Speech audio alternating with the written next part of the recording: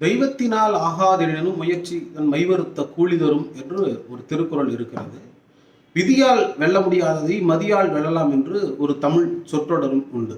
இவை எல்லாம் எதை சொல்லுகிறது என்றால், மனிதன் கடவுள் கை கொடுக்காத நேரத்திலே கூட கடவுளை நீங்கள் நம்பிக்கொண்டிருக்காமல் நீங்கள் முயற்சி செய்தீர்கள் என்று சொன்னால் எல்லாம் மாறும் என்பதைத்தான் நம்முடைய தமிழ் நூல்கள் சொல்லுகின்றன.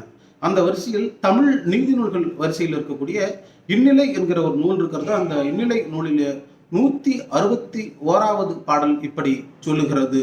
என்னவென்று கேட்டால், முழுதுடன் முன்னே வகுத்தவன் என்று தொழுதிருந்த கண்ணே ஒளியுமோ அல்லல் அழுகினான காப்பதில்லையே முன்னம் எழுதினான் ஓலை பழுது என்று இந்த பாடல் நமக்கு வருகிறது. இந்த பாடல் என்ன சொல்லுகிறது என்று சொன்னால், ஏதாவது ஒரு துன்பம் வருகிற பொழுது அந்த துன்பம் தானாக நீங்கிவிடும், அல்லது நம்மை படைத்தவன் கடவுள் தான், எனவே அவன் மீது நாம் பாரத்தை போட்டு கடவுளை நாம் நினைத்து கொண்டிருந்தோம் என்று சொன்னால் நம்முடைய துன்பம் தீரும் என்று நீங்கள் கருதாமல், நீங்கள் முயற்சி செய்து நீங்கள் அந்த பிரச்சனையை நீங்கள் தீர்க்க முடிந்தால் நீங்கள் தீர்த்து விடலாம் என்பதை இந்த பாடல் சொல்லுகிறது. குறிப்பாக நீங்கள் அந்த பாடலிலே ஒரு முக்கியமான செய்தி என்ன சொல்லுகிறார்கள் என்றால், நாம் அந்த காலத்திலே ஓலையில் எழுதுவார்கள். அப்படி நாம் ஓலையில் எழுதுகிற பொழுது ஒரு ஓலையில் நாம் தவறாக எழுதிவிட்டோம் என்று சொன்னால், நாம் எழுதிவிட்டோம் என்பதற்காக அந்த ஓலையை நாம் பத்திரமாக வைத்திருப்பதில்லை. அது தவறு என்று தெரிந்துவிடும், அதை தூக்கி எறிந்துவிட்டு நாம் வேறு ஒன்றை எழுதுகிறோம் அல்லவா?